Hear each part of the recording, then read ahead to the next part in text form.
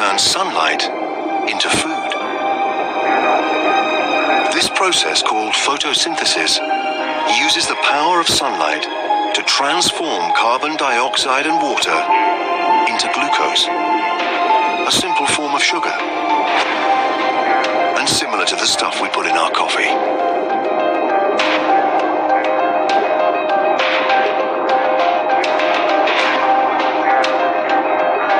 And this magical transformation releases a byproduct, a gas called oxygen. Underwater, the stromatolites slowly fill the oceans with oxygen.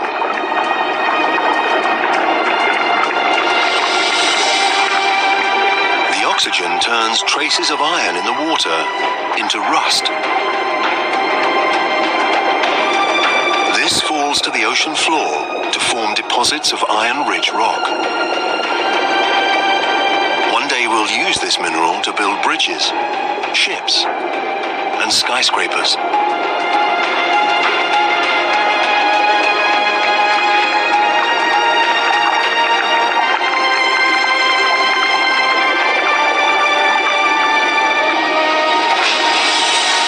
Above the waves, the oxygen transforms the atmosphere. These stromatolites are creating the single most important element for life on Earth. Without them, virtually every living thing wouldn't exist. When we take our next breath, we're doing it thanks to these colonies of ancient bacteria. Over the next 2 billion years, oxygen levels continue to rise. And as the planet's spin slows, the days get longer.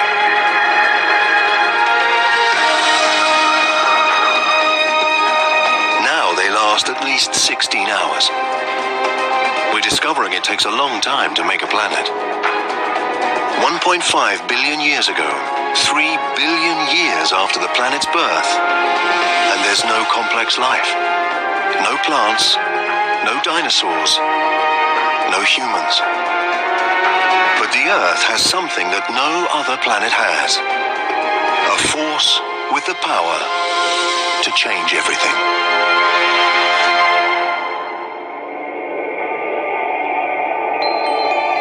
Our planet.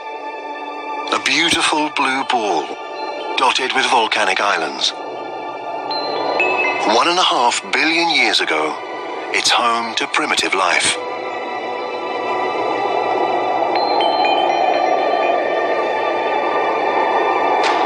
Over millions of years, we can see something is rearranging the islands. Hidden beneath the ocean, the Earth's crust has broken into vast plates. Deeper still, the Earth's core is at work.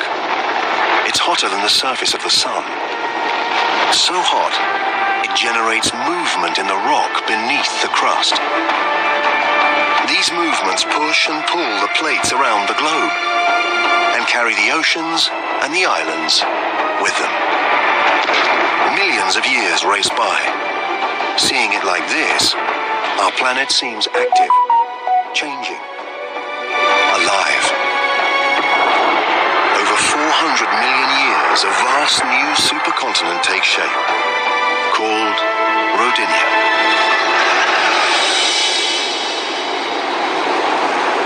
In the shallow waters around Rodinia, stromatolites have been working their magic for over 2 billion years, pumping oxygen into the atmosphere.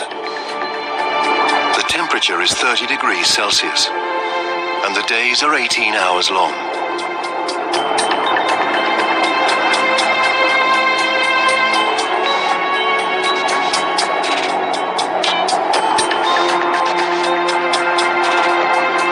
But this looks more like Mars than Earth.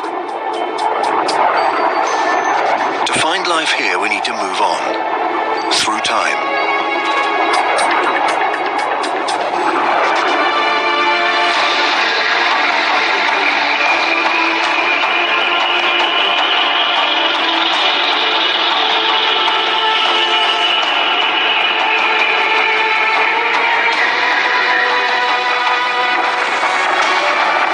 state of Washington, 750 million years ago. Some force from deep inside the planet itself is ripping the crust to pieces. It's as though the world is tearing apart. And there's only one force powerful enough to do this. Heat. It escapes from the Earth's molten core, stretching and weakening the crust. Centimeter by centimeter, year by year, the great supercontinent is splitting in two.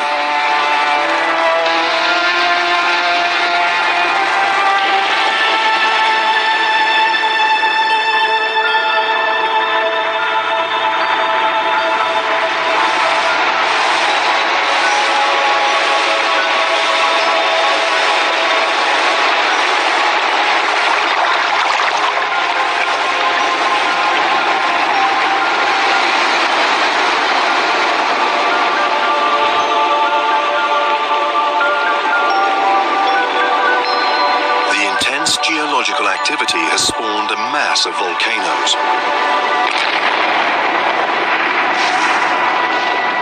These pump carbon dioxide into the atmosphere.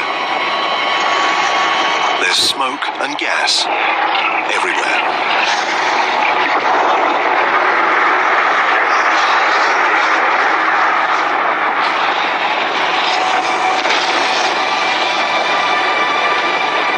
All that carbon dioxide mixes with water to make acid rain. The rocks absorb the acid rain, including its carbon dioxide. And there are a lot of rocks on the Earth right now, exposed when the continent tore apart. So many that vast quantities of carbon dioxide are absorbed out of the atmosphere and locked up in the Earth's rocks.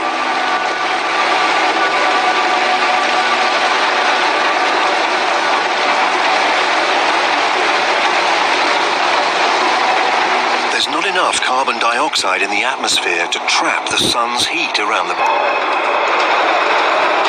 It's the start of what some scientists call Snowball Earth, a period they believe to be the longest, coldest ice age ever to grip the planet.